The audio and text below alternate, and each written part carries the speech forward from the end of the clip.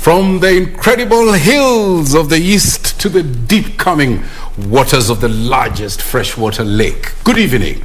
My name is Mboya. My name is Museo. Thank you so much for joining us. We have a comprehensive coverage of all day's events happening here in the country and around the world. That includes business news. Well, in business, we'll be bringing you a lot as well. And we have two ships that are expected to dock at the port of Lamu. It is good to be back home. My name is Caroline Jenga. I'll be bringing you the business news later on. That's right. And also in the world of sports. Yeah, well, the Rugby Sevens draw is out for the upcoming Tokyo Olympic Games that is due next month. I'm Richard Munga, and later on in the sports segment, I'll be telling you who Kenya's Shujaa as well as the Lionesses will be playing in Tokyo. See you then. But first things first, tonight highlights. You're not invited. Appellate court declines to admit city lawyer in BBI case. Actually, their matter can be determined within 60 days. And once their case is heard, judgment can be delivered in 3 days. Trying every tactic, court extends sittings to clear backlog. Stick to the protocols. Officials urge Kenyans in COVID hotspot counties.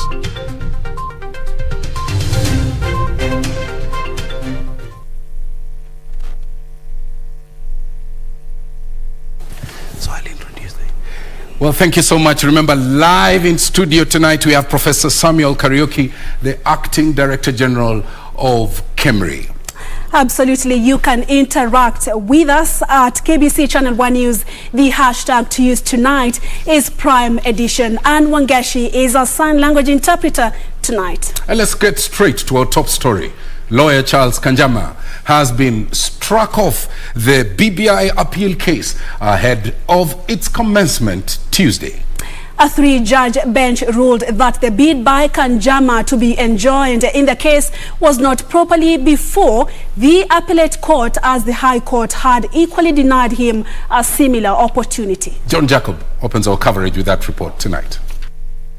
To the rejection of Kanjama's enjoinment bid by the High Court on March 17th during a hearing of a consolidated petitions challenging BBI, Attorney General Kihara Kariuki led the team of appellants opposed to being included as an interested party. And Monday, a 3-judge bench of the Court of Appeal consisting of Daniel Musinga, Hannah Okwengu and Roslyn Nambuye ruled that Kanjama's bid was not properly before the court, denying him the chance. Kanjama was, however, given up to Wednesday this week to properly file an appeal relating to his notice of appeal, anchored on the failure by the High Court to give reasons for declining his application. This, even as a Court of Appeal is set to begin hearing the BBI appeal case Tuesday. John Jacob Curia, Prime Edition. The Kenyan courts may soon be forced to sit beyond 5 p.m. should the judiciary adopt a raft of new innovative proposals aimed at clearing case backlog. Chief Justice Martha Koome says judicial officers must adopt measures to increase the efficiency to ensure timely delivery of justice to Kenyans. The judiciary is banking on ingenuity to grease the wheels of justice and ensure that every litigant is accorded requisite justice within reasonable times. We hope to see innovations in time, which would include even sitting, especially now with technology, between 5 and say 8 or 9 p.m. Chief Justice Martha Koome says more of the small claims courts will be opened in the country to reduce the distance covered by litigants to access justice. Actually, their matter can be determined within 60 days. And once their case is heard, judgment can be delivered in 3 days. The judiciary has been struggling to unshackle itself from a wide of challenges, among them alleged graft and shortage of staff.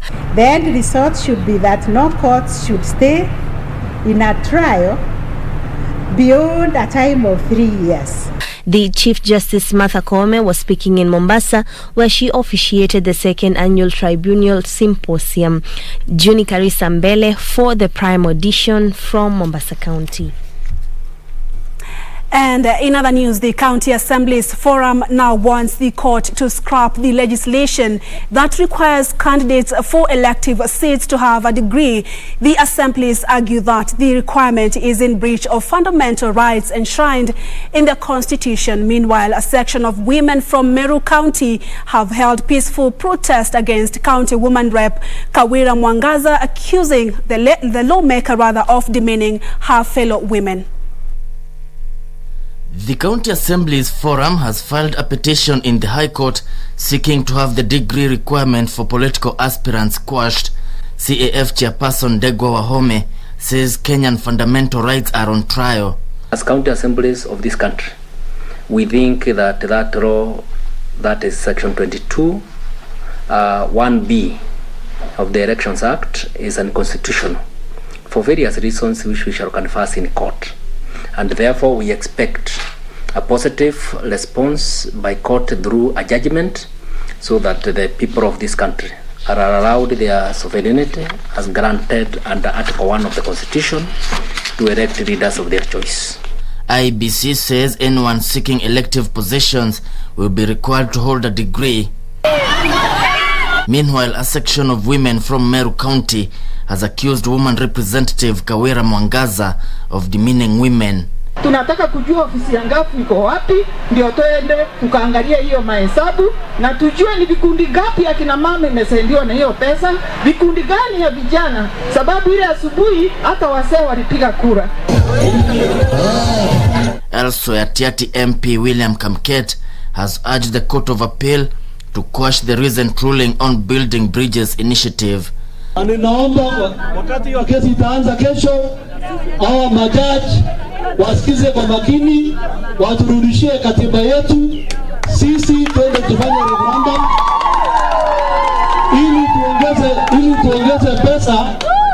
ili tuongeze pesa kwa ward. A 7-judge bench is set to hear the BBI case beginning Tuesday. Kevin Washira, Prime Edition. Let's now take you to the Western Circuit. Health officials in Siaya County are calling on area residents to ensure strict adherence to COVID-19 containment measures to help curb the spread of the disease in that region. Siaya is among 13 counties which were recently declared as COVID-19 hotspots, going by the steady increase in the number of infections being recorded in the Western region. Of the 287 new cases reported in Kenya Monday, Siaya County accounted for 17. Complacency and complete disregard of COVID-19 containment measures have been identified as some of the impediments to the war on the virus in the counties. Health officials in Siaya County are warning that disobedience may negate the campaign against COVID-19. We all know about the surge which we are currently facing as Lake endemic block. Counties which fall within the Lake endemic block, of which Siaya County is one of the counties, and we've had surges of late. Kenya's COVID-19 positivity rate rose to 10.6% after 287 more people tested positive to COVID-19 on Monday. 17 of the new cases were reported in Siaya County. The bulk of new infections is still concentrated in the COVID-19 hotspot zones. The COVID-19 death toll has in the meantime risen to 3,612 after 17 new deaths were reported on Monday. Nancy Okware, Prime Edition.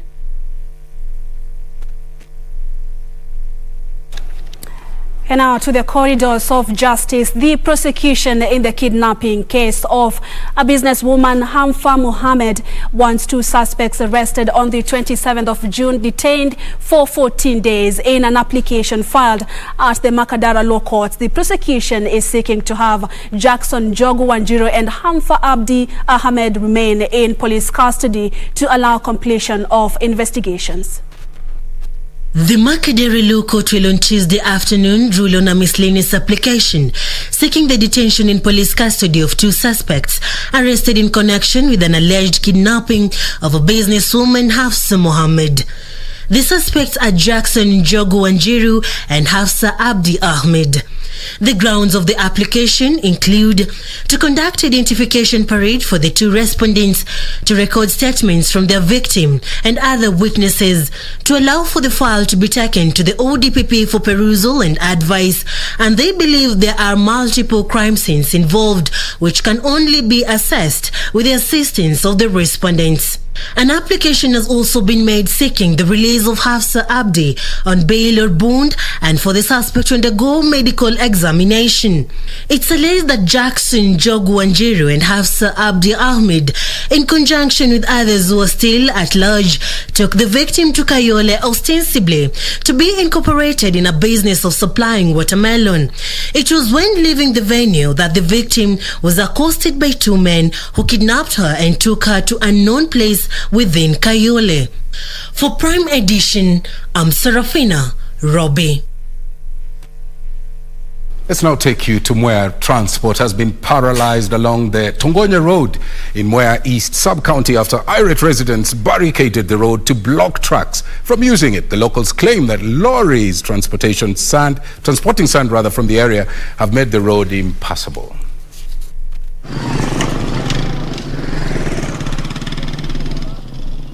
For the last 1 week, this is the situation that has characterized Tongonya PI Road in Mboya East Sub-County, a barricaded road. Residents protesting what they term as rising cases of respiratory diseases due to dust generated by sand transporting lorries. Na hata hizi lori ambazo zinabeba mchanga ni lori kubwa kubwa. Zikibeba ile mchanga zinakuja hapa alafu zinafuruga kila kitu. Mahali ambapo wameweka mara barabara zote na wameacha hii. Kirinyaga Deputy Governor Peter Dambiri had a hard time convincing the angry residents to unblock the road, even as he accused the local leaders of abandoning the electorate. Ile magari inabeba mara bandara itengeneze barabara inakuja kuharibu zaidi. Na inafaa kabisa na ukweli, and for fairness, pahali natoa hiyo mara mwawache kama wametengeneza barabara. Na kwa hivyo wananchi kama wanalalamika, ni wako na haki ya kulalamika. Reporting for Prime Edition, my name is Jackie Wambiru. Elsewhere, Bungoma Governor Wycliffe Wangamati has dismissed claims that the rivalry between him and the county assembly has stalled operations in the county. While appearing before the Senate Committee on Finance, the governor blamed his rivals for allegedly orchestrating the allegations with a view to making him look unfit for office.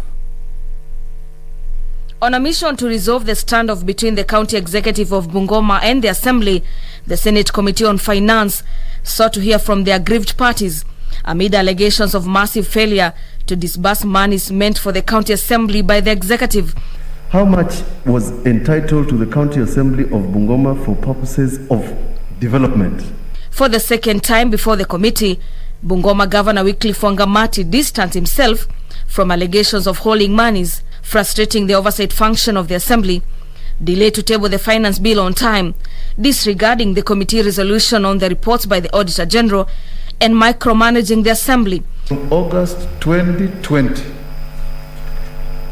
to date, the executive has released only 15 million development budget to the assembly. The rest are blank.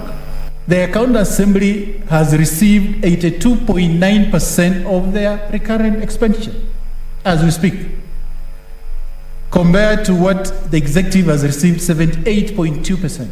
According to the governor, the rivalry between him and the assembly has been orchestrated by persons who want him ousted. It has been quite difficult for us to operate with the county executive honorable chair. Following today's meeting, the Charles Kibiru-led committee retreats to write its report before tabling it in the Senate in July. Governor Wangamati has been at loggerheads with a section of members of the county assembly who are said to have spearheaded plans for his ouster. For Prime Edition, I'm Gladys Mongai. Well, we're going to take a short break. Just to remind you, we have live in studio a little later on, Professor Samuel Kariuki, Acting Director General of KEMRI, is live in studio. Is going to talk to us about the COVID-19, where they are in terms of producing a local vaccine. We're going to take a short break at this point, right? Absolutely, Yeah. we are. And of course, our viewers can send in their questions. Yeah. You know, there are a lot Social of concerns about the vaccine development in their country. That's right. So send in your questions and Yeah. your comments and tell us where you tuned in from at KBC Channel 1 News. And of course, the hashtag to use tonight is Prime Edition. Stay with us.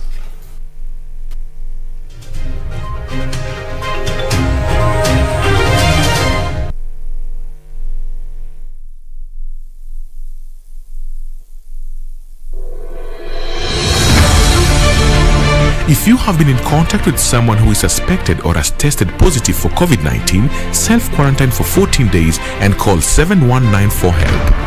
Self-quarantine restricts movement and the spread of the disease and protects your family, friends, and community from being infected. During self-quarantine, you are advised to stay in a separate room, disinfect surfaces and clothing with appropriate disinfectant, avoid sharing household items, including utensils, towels, and beddings, do not receive visitors, wear an appropriate face mask if you must be around other people. COVID-19 is preventable. Protect yourself, family, and the community. This message has been brought to you by the Government of Kenya and its partners.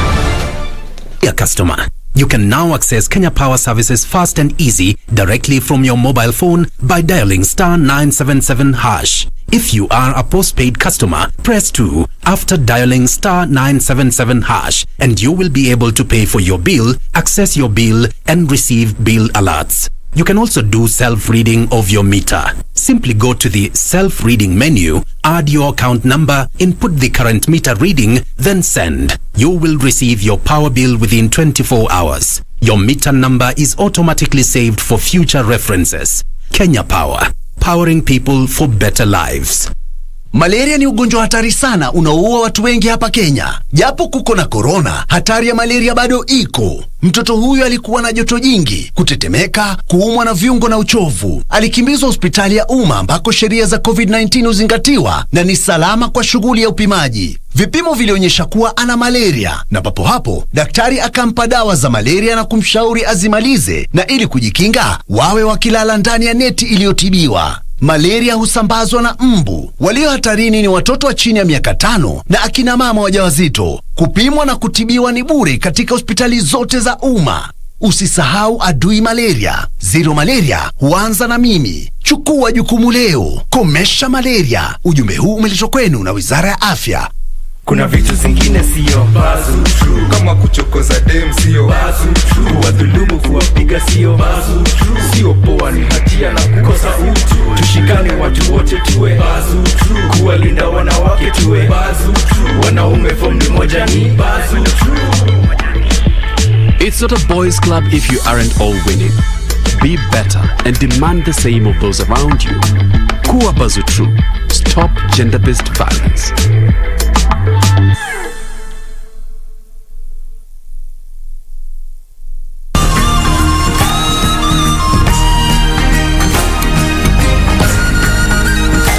This week on the season premiere of Africa's hottest new show, Surura, we take you on a safari in Kenya's capital, Nairobi. Get your adrenaline pumping and revving to go, and if that's not enough, we take you on a tour of what could possibly be the most photographed home in Africa. It's simply inspiring. That's all coming right up on Surura. Find your adventure, only on KBC.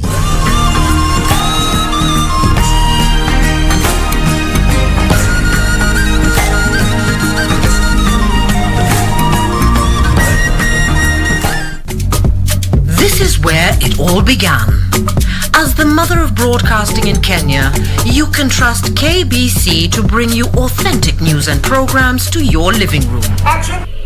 As KBC, we take pride in our unrivaled heritage as Kenya's trusted national broadcaster.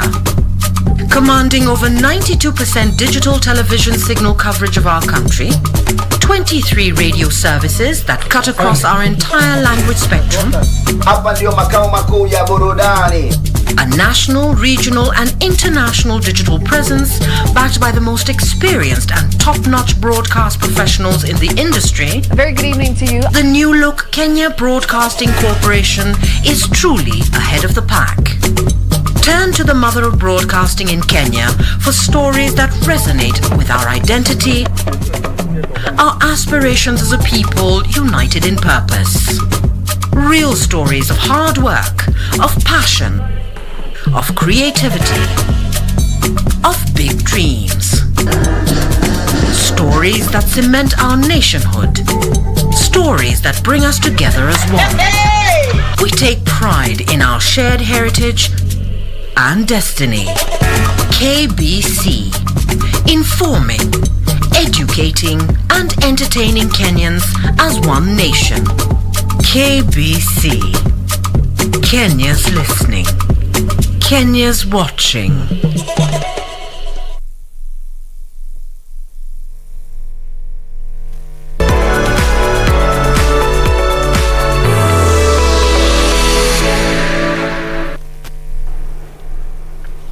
You're watching Prime Edition this Monday night. Thank you so much for staying with us, of course, live in studio. We just want to speak matters COVID-19 vaccine development, even as the country, of course, the world is struggling to have enough vaccines for its citizens, and Kenya is among the countries, but our highly respected institutions, research institutions, what is going on? And Tom Mboya is speaking with the acting DG KEMRI, of course, Professor Sam Kariuki, to just tell us what is going on. Is there any hope that we might be developing our own vaccine and, of course, save lives, millions of lives of Kenyans? You can send in your questions. The professor is here in studio at KBC Channel 1 News. The hashtag to use is Prime Edition, and Tom is on the other side of the studio, already seated with a guest, Professor Sam Kariuki. Tom, it's interesting to have this conversation at a time when, of course, we are seeing other countries experiencing third, fourth wave of infections. We are not so badly off, but we cannot lower the guard. So maybe it's over to you, and we're looking forward to that conversation, Tom. Many thanks indeed, Purity. And that's why we invited Professor Samuel Kariuki to come and talk to us about some of these issues. And thank you for coming through. Thank you very much. Parliament is rooting for you to get an additional, I think it's 50 billion shillings. And they had expressed some concerns earlier that for many years, KEMRI had operated without sufficient funds. And recently, I think you pulled a milestone, and they were very delighted, and I think I want to commend you. So as your opening remarks, tell us what this breakthrough is all about, and describe for us those flagship projects. Thank you very much, Tom, and very, very glad to be here this evening, even to be able to talk to the public about what KEMRI, through the Ministry of Health, is doing on COVID-19, especially not just on vaccine development, but also on diagnostics. Yeah. Because you really have to start somewhere, being able to detect disease to be able to know how to manage it. Yeah.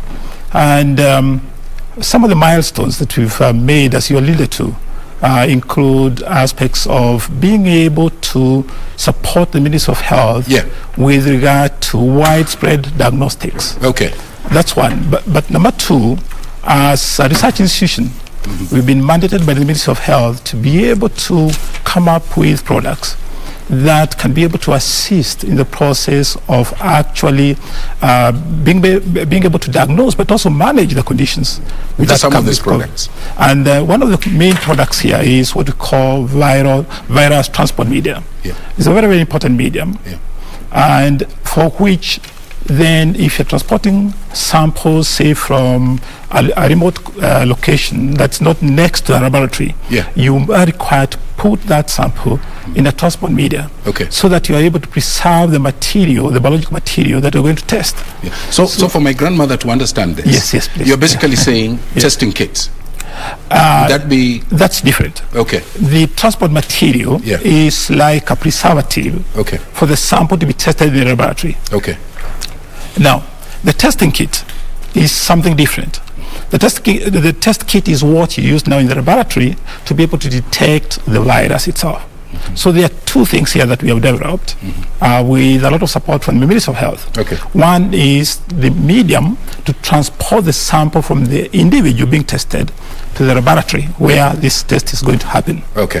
That medium is very, very important, because if you don't put that sample in the medium, Yeah. the virus will die off and you'll not be able to detect it properly in the laboratory. Exactly.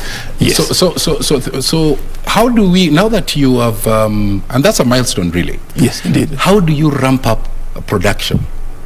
Very good question. Just like for the kit that we have produced locally, we have now what we call a locally produced PCR kit. Now, PCR is a process through which we do the actual diagnosis for the virus, as with any other pathogens. We have a locally produced kit, and what we want to do now is to partner with industry to be able to ramp up that production to commercial level, so that just like we do for other products at Cambry, where we partner with industry to produce bulk quantities of sanitizers, and we sell that to the public through KEMSA and through other organizations. So the same thing we'll do for this kit, and also for the virus transport media. Okay. But as we speak, we actually supply a lot of laboratories and a lot of institutions that are testing COVID-19 with the virus transport media. Okay. Okay. Now, there's a global push to have COVID-19 patents waived. Yes. Okay. Right. Recently, Kenya and France unveiled an assembly plant here. Are we likely to see a similar arrangement with Cambry? What has happened is that the Ministry of Health actually has come very, very strongly in support of developing a local capacity for vaccine development. Yeah. And I would say about 3 months ago, the CS himself launched an interagency committee that is headed by Cambry, by the new, in fact, we have a new board led by a new, I would say, institutional mandate. All right. To be able to look at local capacity for vaccine production. Exactly. And the new chair of the board of directors, Dr. Binde, has been given that mandate by the CS to be able to spearhead that committee. Okay. To be able to look at all options available. Yeah. To be able to have Kenya as a local manufacturing capacity. What would hinder that development? From where you're sitting. Exactly. There are three phases of vaccine production. There's the R&D part of it, which is research and development. Yeah. And then there's what you would call the pilot phase, where you're producing various and testing various candidates. Yeah. And then there's the actual production itself, which we call fill and finish. Yeah. Now, we're looking at what options we have, and especially you mentioned something very, very important, waiving patents. Yeah. Because if these countries that are producing these vaccines are able to waive those patents, it means then we, in low and middle income countries, will be able to go straight into what we call fill and finish phase, which is the last phase of vaccine production. It's at the tail end. The tail end, without necessarily going through all the many years of vaccine development, which can take a long time and a lot of resources. Yeah. So this particular interagency committee is going to be looking at first the possibility of fill and finish, where we can import bulk vaccine, and then come here and repackage it, repackage it into small vials. And then distribute it. Exactly. Let me just tackle something. R&D is your forte. Yes. Research and development. And I was looking at the data. Kenya, the researcher to population ratio stands at 200 to every 1 million. Exactly. Against a global standard of about 5,000. Indeed. And for you to accomplish the kind of goals that you have, how do you then, ensure that you have the expertise and you have the capacity going forward? Very good question, Tom. One of the things that we must do as an institution, through the Ministry of Health and the support of government, is to build our own capacity for vaccine development. There are very few vaccinologists in this country, people who can who have been trained in vaccine production and who can literally say that we can amass a large number of people to be able to do commercial production. So how do you fill the gap? How do you fill the gap? By fast-tracking some of this training, for example. We can identify a good team of people who can be fast-tracked in training, and we can collaborate with countries like South Africa, where production is already happening. Okay. So we don't need to reinvent the wheel. Okay. Let's talk about, some people have already gotten the first and second jab of AstraZeneca, and we've had stories. Yes. Okay. I know somebody who got both jabs, and they've contracted the virus. There are also our sisters who, there's a question of blood clots. Yes. And I just want you to speak to efficacy and how secure these vaccines are. As a scientist. As a scientist, yes. Let me come from the point of view of the fact that actually Kenya was among the countries that participated in what we call the phase 3 clinical trials, where these were performed in one of our centers, the Kemrick Leafy Center. And so far, out of nearly 200 that have gone through phase 1 and phase 2, and also first dose and second dose, very minimal side effects have been obtained. But that's not to say that certain people will not react, of course, to the jab. But what it means is that we have a very, very small percent of people who will then react, in an adverse manner to the vaccine. But then also, what the vaccine does is that it causes the body to produce antibodies or soldiers that fight the virus. What the vaccine doesn't do is to prevent you from getting the virus. Because it doesn't block you from, say, for example, droplets coming and you breathing in and getting the virus, but it protects you against severe disease in case the virus comes to you. So it's very, very important we clearly understand the role of the vaccine. I think that's important. And by the way, this COVID thing, it sort of, I mean, in form and character, it's so elusive.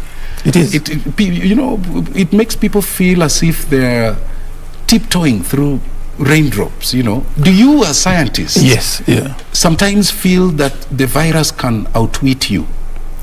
It is true, and that is true also for many, many other pathogenic organisms in many other bugs. Let me call them bugs for the sake of the public to understand. Because, let me say this, bugs or pathogenic organisms came into being billions of years before humans came into being. They have evolved over billions of years. So we may ignore them, that they are very tiny and probably have no brains. But I can tell you they have more brains than humans sometimes. Because they are competing against a force to eliminate them. So they keep changing over the time. So they keep mutating. They keep mutating. And they keep fighting back. They keep fighting back. They keep fighting back. Now, I know currently you're putting a lot of eggs in the vaccine basket. Yes. 40 years plus later, and 70 million deaths.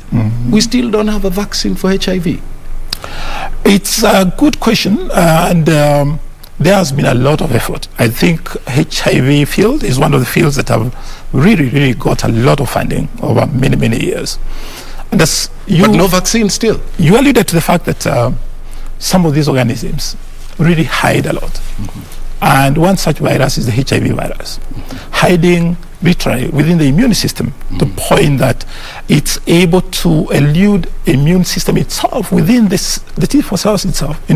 It's a virus that is able to turn off the immune system to protect itself from being killed. Okay. Now, and over time, again, the rate at which it mutates is so high, so that by the time you develop one candidate vaccine, the next time you go testing it, you have a new variant. So that rate of mutation is really very difficult. But we have seen effective solutions with the antivirals. Exactly. And people are living normal lives. And you've seen the rates of HIV has really dropped. Diminished. So are we likely to see therapies that people require? For COVID-19? For other conditions, for example? Yes, indeed. Yeah. And there is a lot of effort, actually, with regard to new treatments. Okay. I would say globally there has been less, I would say less investment in new products. As we come to the close of this interactive session, yes. I mean, the positivity rate sustained at about 5%. For HIV? For COVID-19. Yeah, between daily cases around? Between 5 and 10%. Yeah. I mean, simply, that's a simple way of predicting a surge. Should we expect a fourth wave? Is it around the corner? Well, yes and no, because it really depends on how we behave sometimes. Because sometimes I say it's within our power as citizens of this country to prevent a fourth, even a fifth wave. Yeah. If we can observe strict protocols, and you recall our CS in the Ministry of Health keeps preaching about this. Let's observe COVID-19 protocols. Let's not behave as if this disease is gone out. Even when we get vaccinated, there's still the risk of you getting the virus and transmitting it to somebody else who is vulnerable. So it's very, very important that we observe strict protocols that prevent transmission. So you have debunked this military metaphor that there is a magic bullet that Cameroon government will develop to smash COVID-19 out of the face of this world. Absolutely not. There's no magic bullet. There must be concerted effort from all different angles, including vaccine, observing protocol 19 protocols. Hygiene, so forth. As we develop... Final comments so that we close. Final comments. I would say that we are in a fight against organisms. We are in a fight against bacteria. We're in a fight against diseases. We must be able to build our capacity as a country to be able to prevent this and to be able to fight against this. Including antimicrobial resistance. Bugs are developing mechanisms to fight new drugs. When you're working in the laboratory, the first rule, never do what? Kill the host. Thank you for coming. Thank you very much to KBC. Thank you. And thank you for having me. Thank you very much. We're going to take a short break. When we come back, we will be looking at what happened in the world of sports. Stay with us.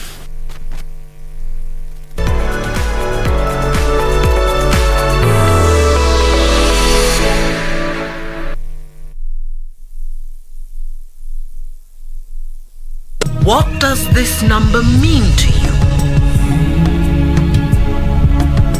A pack leader? A winner? Or just a number?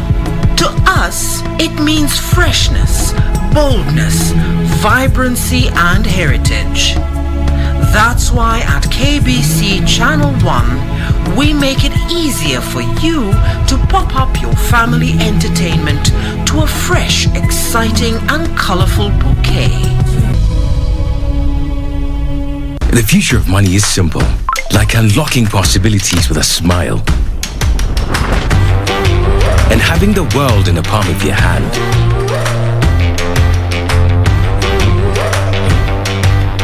It's the ability to touch many lives at the same time and turn your dreams into reality. It's forgetting and still remembering. Simple is having everything that you love in one place.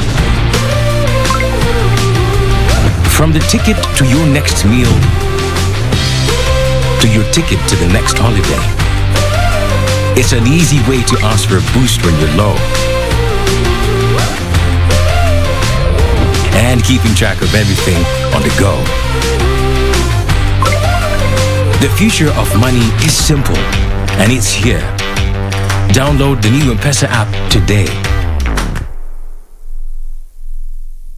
We've made progress, but not enough to move us to the last mile. So our partners represented here today, we want to say thank you for joining this fight, but also to say don't abandon us at the last mile. Because during the last mile, we need a push. We need to go at it with everything that we have. We are signing up to new targets. Targets are so ambitious that we hope that indeed, as the world has said, that in the next 5 years, we shall be able to ensure that everyone who requires an HIV diagnosis to be put on treatment, access that test, and is put on treatment, their virus suppressed, and they're able to live a dignified life. Bwana Motiso, pikipiki yako ndio hii.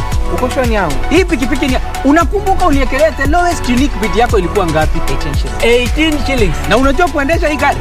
Kidogo. Haya, kitoko yako shika helmet, kifungu yako chomoka na mali yako. Kujiunga na QuickBid ni rahisi. Enda kwenye M-Pesa, bonyeza paybill kisha weka business number 4032353. Kwenye account weka kodi ya bidhaa unayotaka na bid yako ya chini zaidi. Kwa mfano TV 16. Kisha weka shilingi 20 tu kama idadi yako. Weka bid yako pia kwenye www.quickbid.co.ke. Kumbuka, bid ya chini zaidi ya kipekee ndio hununua. QuickBid, bidhaa bora kwa bei ya chini.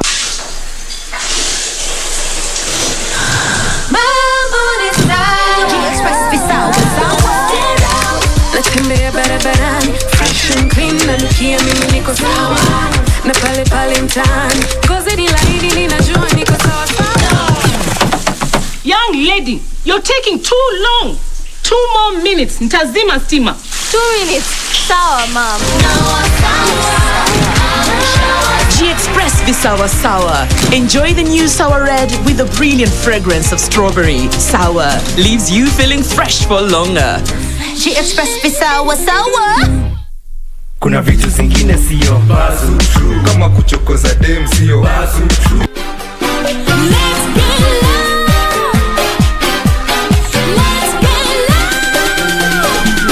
No stress, have some fun. Hey, no stress, have some fun. For 5 years I've done a music show, and in the music show I've interacted with artists, and then I've also done music myself. And that first one, where our very own boy band Sauti Soul have put out the video for Rumba Japani finally.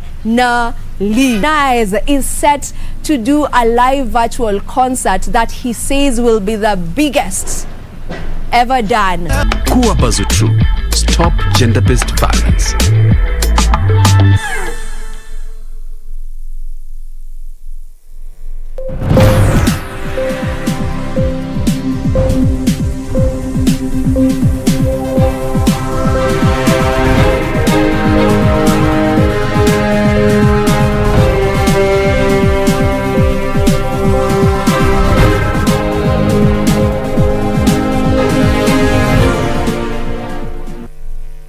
Well, straight to business matters. My name is Caroline Jenga. Now, 2 global shipping lines are expected to dock at the port of Lamu next week, boosting operations at the port. The 2 vessels are en route to Europe and Asia. Now, Principal Marine Officer Captain Geoffrey Mboya has further said that the remaining 2 berths are on course to be commissioned in October this year. Our coast reporter Ann Mburu is in Lamu County and brings us the report. The first berth at the port of Lamu was commissioned in May last year after more than 10 years of construction. 2 more berths are at an advanced stage of completion. The Kenya Ports Authority says 2 more transshipment vessels are expected to dock at the facility next week. We have 2 vessels which are coming in next week. Lamu Shipping Line will bring in cargo, about 50 containers from Zanzibar and Dar es Salaam. And then CMSCGM big ship will come in from Reunion that will come and load all those containers en route to the Far East. During the inspection tour of the LAPSET project, government spokesman Cyrus Oguna has urged investors to take advantage of the growing opportunities in Lamu as security continues to be heightened. Mradi huu wa Lamu Port pamoja na miradi mingine yote ya LAPSET kwamba zitachangia sana kuweza kubuni na kupungua nafasi nyingi za kazi ili vijana wetu wapate ajira pale. Kwa hivyo tunahakikishia wale wawekezaji na wote ambao wanakuja katika kaunti yetu ya Lamu wajua kuna usalama wa kutosha. The Kenya Ports Authority says more shipping lines are expected to use Lamu Port to take advantage of the generous promotional offers being given by the government. For KBC Prime Edition from Lamu County, I am Ann Mburu. Kenya is exploring other chili markets in Asia and Middle East after the European Union banned the crop from Kenya, according to the Horticultural Crops Directorate. Now, farmers are incurring huge losses following the ban due to the presence of false holding moth in consignments to Europe. Hardest hit are chili farmers in Kitui County, where farmers are stuck with 114 tons of chili with no market. Chili farmers in Kitui County have incurred huge losses following restrictions imposed by the EU on chili importation. Mwendo Kimanzi, a farmer who specializes in growing the bird's eye chili, a variety highly consumed in parts of Netherlands, Germany and United Kingdom, says the COVID-19 related restrictions have seen farmers lose their only source of livelihood. Tulikuwa tunatuma mara mbili kwa wiki na kila siku tulikuwa tunatuma tani 3. He says farmers are now stuck with 114 tons of chili and no market, and are calling on the government to seek new export markets. Na kuingia hasara, tunahitaji usaidizi kubwa sana wa kutafuta soko. He says some farmers have been forced to uproot their cash crop and change their line of farming. Na hiyo itakuwa ni hasara kwa sababu wale wafanyakazi walikuwa wanafanya kwa mashamba yetu watakosa kazi. Nasi tutakosa pesa, watoto wetu hawatasoma. Kitui Governor Charity Ngilu, who had visited chili farmers, said that chili that had turned red will be bought by the county government and processed to make chili sauce. Pia tunaweza kutengeneza value addition. Tuitengeneze na tuweke kwa mikepe, tuiweke kwa michupa na tuweke kwa markets zetu. Na ukienda utaona sasa tumelete machines zile zitakuwa tukitengeneza tomato paste, tomato sauce.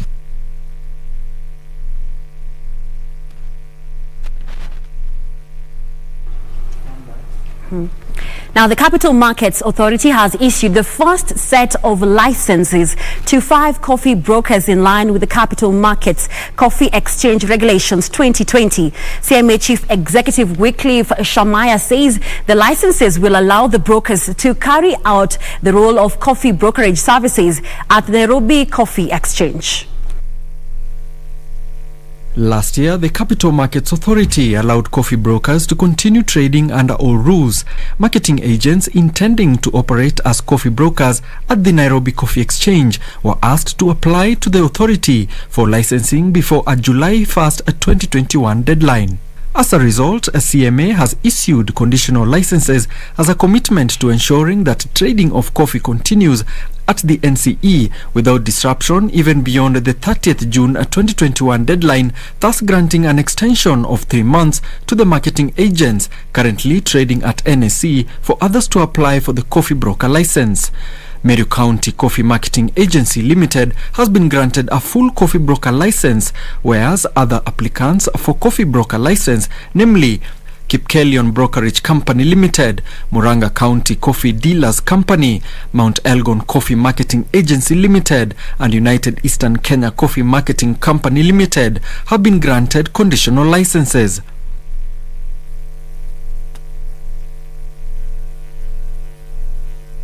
Well, that is how we wrap up business news for tonight. On the other end, we have Richard Munga with the latest in the world of sports. My name is Caroline Jenga. Have a good night.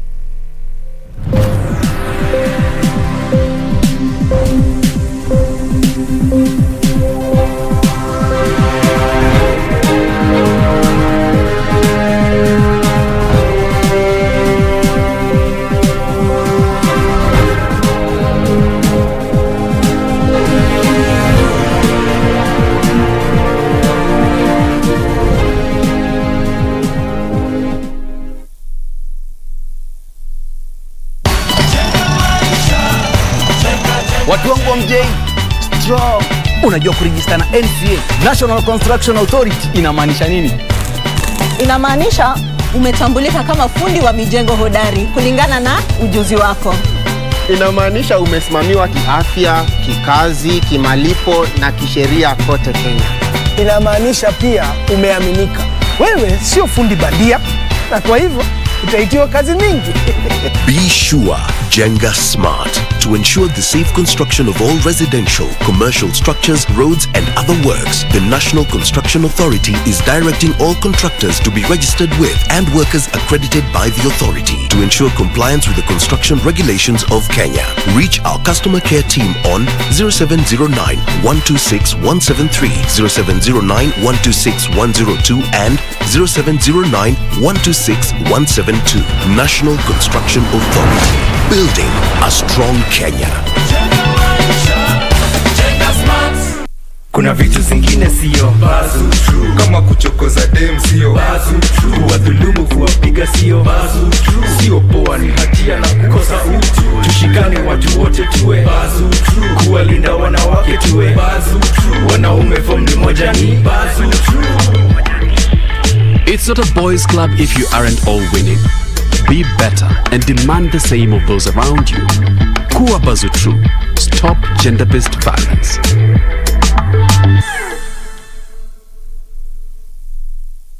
Kupata skiza tune ya usifadhaishwe, dial star 811 star 815 hash.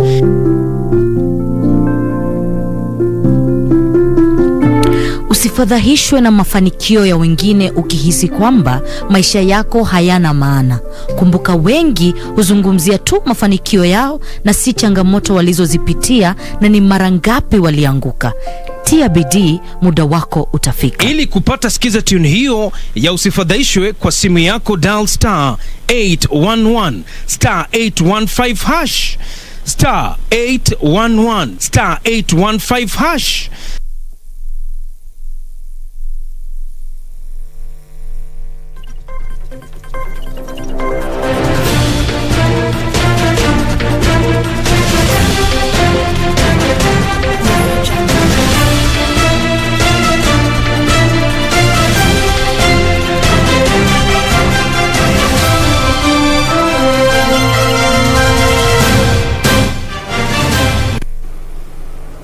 Oh, good evening once again. I'm Richard Munga with the day's sports.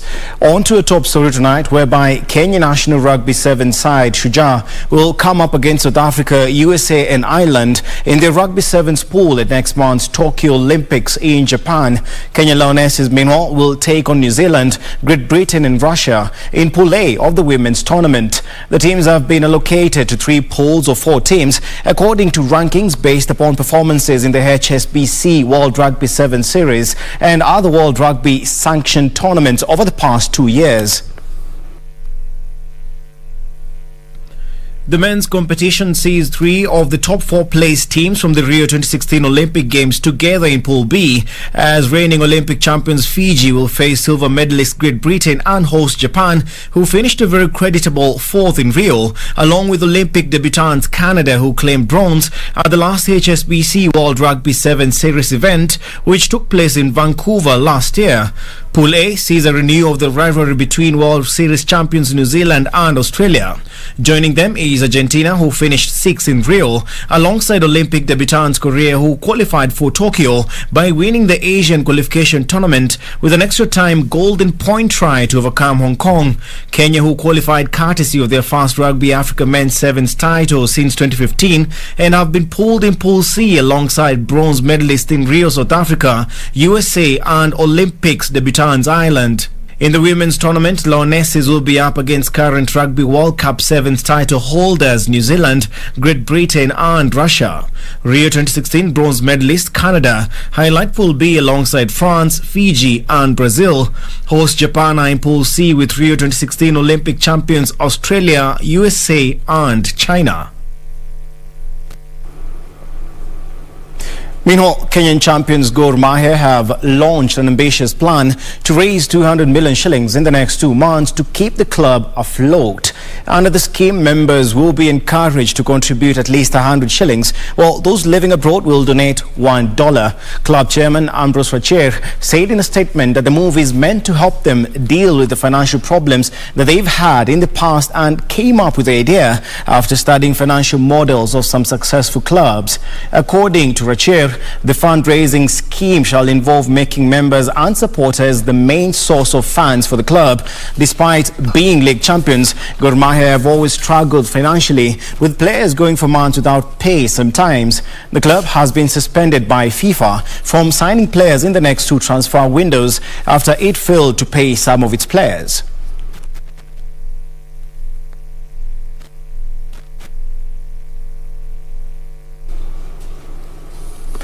Elsewhere, FKF Premier League leaders Tusker FC will be hoping to bag maximum points against the Ulinzi Stars on Wednesday as they aim to extend the gap between them and KCB. The Brewers lead the log on 44 points, a point ahead of the Bankers, who will be up against Nzoia Sugar, with both teams out to secure the sole ticket to represent Kenya in the CAF Champions League. Football Kenya Federation is set to pick the sole representative at the end of Wednesday's fixtures.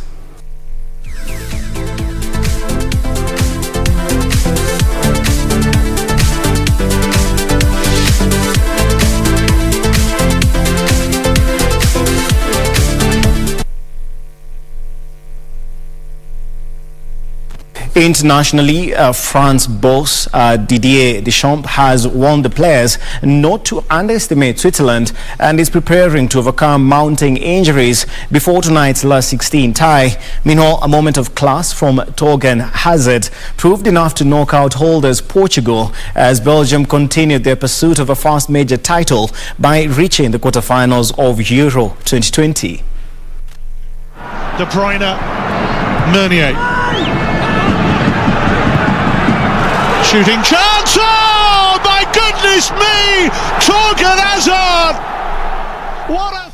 The Borussia Dortmund's winger swerving drive from 25 yards arrived late in a cagey first half and carried Robert